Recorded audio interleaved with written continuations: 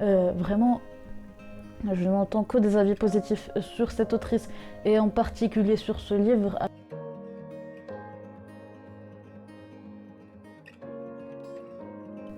Yo à tous, j'espère que vous allez bien. Pour ma part ça va super. On se retrouve aujourd'hui pour une toute nouvelle vidéo où je vais vous présenter mes 4 plus grosses déceptions de 2023.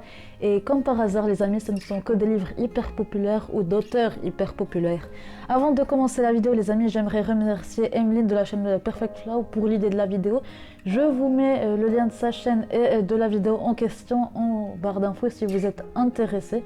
Maintenant nous allons commencer avec la seule saga de cette vidéo dont j'ai déjà chroniqué les 3 premiers tomes sur cette chaîne et je vous mets également mon avis en barre d'infos si vous êtes intéressé pour l'avoir en détaillé. Et c'est Percy Jackson de Rick Riordan pour les éditions Le Livre de Poche Jeunesse. Donc ici nous allons suivre Percy qui va découvrir qu'il est un demi-dieu fils de Poséidon et qu'il est accusé d'avoir volé la foudre de Zeus. Et pour réparer ce tort-là, il va aller retrouver la foudre de Zeus et la retourner à son propriétaire et la rendre à son propriétaire. Va-t-il y arriver? Il faudra lire l'histoire pour ça. Alors en grosso modo, je n'ai pas aimé ce livre pour les personnages que j'ai trouvé détestables, l'intrigue prévisible et enfantine et la plume de l'auteur trop simpliste et pas très travaillée selon moi. Donc si vous voulez mon avis encore une fois en détaillé, n'hésitez pas à aller voir ma vidéo consacrée dessus. Bref, nous allons passer à un autre livre d'un autre genre qui est la romance et c'est Love on the Brain d'Ali Hazelwood, publié aux éditions Sphère, et en français je pense que c'est pour les éditions Hauteville, corrigez-moi en commentaire si je me trompe.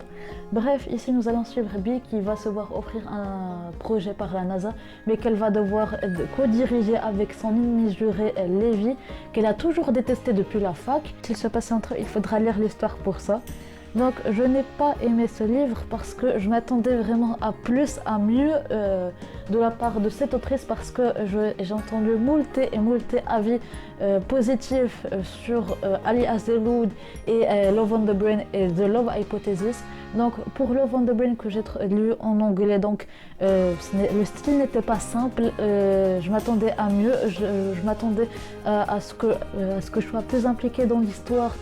En comparaison, j'ai lu Les 7 maris d'Evelyn Hugo de Taylor Jenkins Reid en anglais également, mais là je me suis sentie plus impliquée par rapport à Love on the Brain. Je me suis sentie vraiment plus impliquée, plus dans l'histoire que dans Love on the Brain, tout en sachant que les thématiques abordées dans Love on the Brain, je les préfère de loin à celles abordées dans Les 7 maris d'Evelyn Hugo. Je parle évidemment des thématiques de la science et de la romance. En fait, c'est surtout la science que j'ai préférée en tant que thématique dans Love on the Brain que dans Les 7 maris d'Evelyn Hugo, mais je m'attendais à mieux de la part de cette autrice parce que je m'attendais à être impliquée, à être investie, à m'être attachée au personnage, à l'histoire, à l'intrigue, à la plume, mais non, que nenni, je n'ai rien ressenti pour les personnages et Bee, je ne l'ai pas vraiment aimé. Le seul point positif pour moi, c'est Levi qui je trouve est parfait en fait, c'est l'homme parfait. Bref, voici pourquoi je n'ai pas aimé Love on the Brain. Et prochain livre, et qui est d'une autrice française dont j'entends que des avis positifs, que des éloges, et c'est Nos âmes tourmentées de Morgane Moncomble, publié aux éditions Hugo dans leur collection New Romance. Vraiment, je n'entends que des avis positifs sur cette autrice et en particulier sur ce livre. À chaque fois que quelqu'un lit ce livre, c'est un avis positif. C'est un avis positif. Bref, pour le résumé, nous allons suivre Azalée qui retourne dans sa ville natale qu'elle avait quittée il y a longtemps suite au décès de sa mère. Et là, elle va faire la connaissance de son voisin Eden qui est séduisant. Que va se passer entre eux? Il faudra lire l'histoire pour ça. Donc, pourquoi je n'ai pas aimé ce livre? Ce n'est surtout pas à cause des thématiques difficiles abordées dans ce livre. Moi je les comprends qu'elles soient difficiles à écrire, qu'elles soient difficiles à vivre, j'en consens, je l'admets, c'est difficile, mais elles ne m'ont pas touchée, elles ne m'ont pas émue plus que ça. Je me suis sentie détachée du livre, je ne me suis pas sentie investie comme dans Love on the Brain, je ne me suis pas sentie investie, touchée. c'est comme si j'étais une personne qui écoutait l'histoire de quelqu'un, sans plus. Bien sûr, ce n'est que mon avis, n'hésitez pas à vous faire le vôtre si vous n'avez toujours pas lu Nous âmes tourmentés. Donc voilà pourquoi je n'ai pas aimé le livre. Et je ne me suis pas sentie intéressée, la plume ne m'a pas touchée, elle était simple, juste posée là pour moi, ce n'est que mon impression évidemment. Bref, passons maintenant au prochain livre et dernier livre également. Et c'est Si ça saigne de Stephen King, publié aux éditions Le Livre de Poche.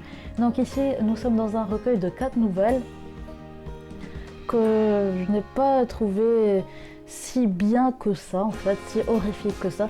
D'ailleurs, pour la plupart des livres, en fait, pour Love on the Brain, Nos âmes tourmentées et Si ça saigne, j'ai fait des vlogs autour de ces livres. Je vous les mets en barre d'infos si ça vous intéresse.